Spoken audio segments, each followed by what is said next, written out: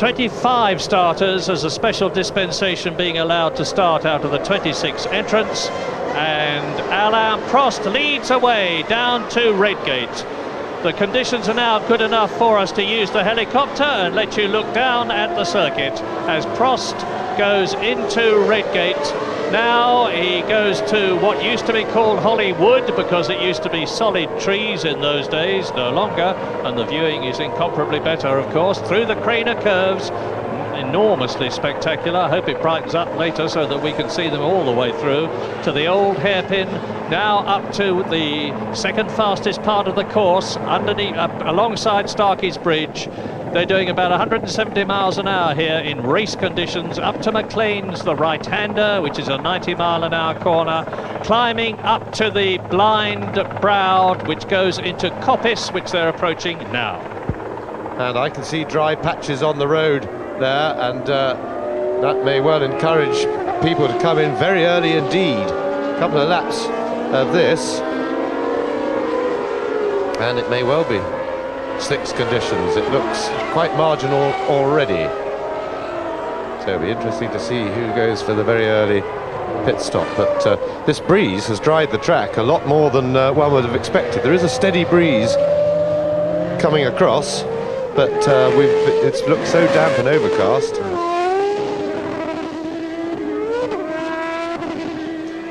Now there will be a lot of brain work churning around in those cockpits now. All those drivers will be giving it maximum thought about whether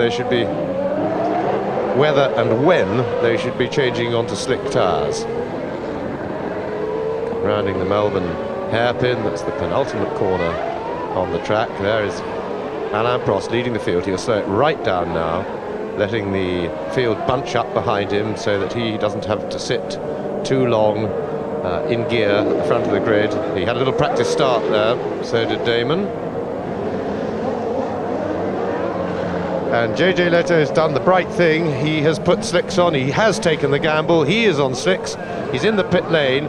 He can afford to drop back for a couple of laps because he'll be last anyway while he finds out the conditions. And I think JJ Leto could have a very good race from there.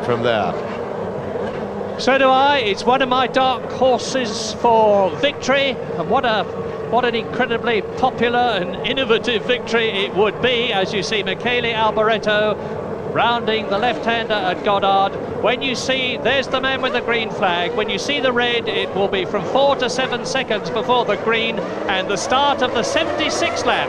European Grand Prix.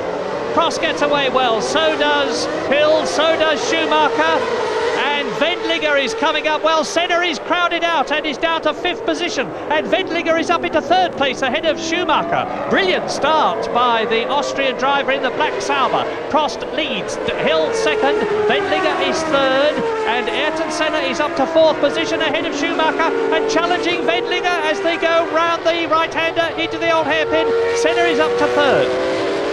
And after being crowded at the start, a quite brilliant couple of corners by Ayrton Senna. Tremendous stuff. He muscled his way back into contention at Redgate. He's going inside Damon Hill. And Senna into 2nd place already. And he's giving it absolutely everything in the wet part of the race. So now, as before, the two great rivals, and that's Andretti. He's done it again on the very first lap.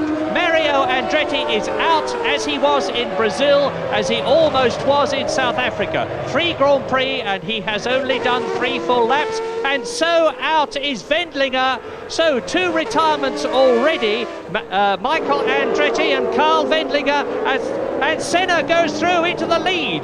He's passed Alain Prost, so the McLaren leads. Prost 2nd, Hill is 3rd. A tremendous gap between the 3rd and 4th cars.